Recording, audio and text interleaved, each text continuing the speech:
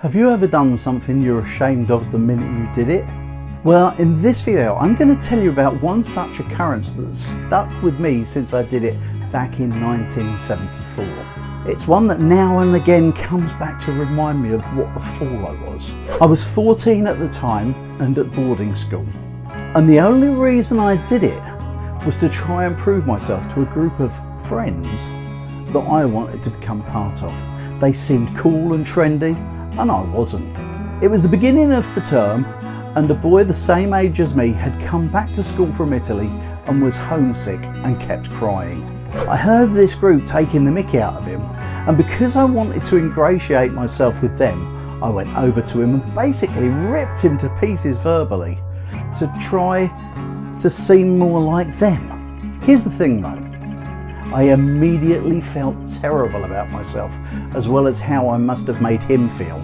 I realised the minute I walked away that I dropped myself to the level of person I really didn't want to be, just to try and become friends with a group I shouldn't have even wanted to be friends with. Yes, the group were quite impressed and told me how great I was, but I felt like crap for doing it. I realised that doing something that didn't follow my own morals wasn't worth it. However, it took me a week or so to go up to the boy and apologise for my behaviour because I was too embarrassed and didn't have the guts to do it straight away. I knew immediately that I shouldn't have done it. What's more, it made me sick to my stomach the instant I'd done it.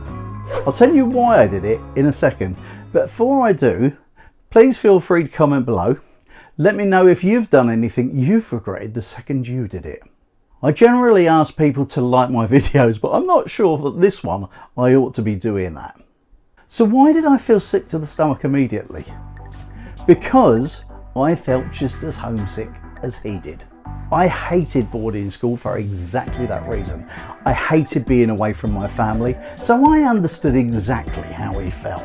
And yet I did what I did just to be friends with a group of boys that weren't really worthy of my friendship anyway. The boy I'd ripped to pieces didn't accept my apology, and I don't blame him for 1 second. We never became friends because of it, and 49 years since that event, I've never forgotten how bad I felt doing something that I should never have done in the first place. I let myself down really badly and have never forgotten how I felt about myself because of it. It was a major learning lesson for me, and I'd like to think that it's influenced the way I've behaved since and helped me become the man that I am today. So why am I telling you this?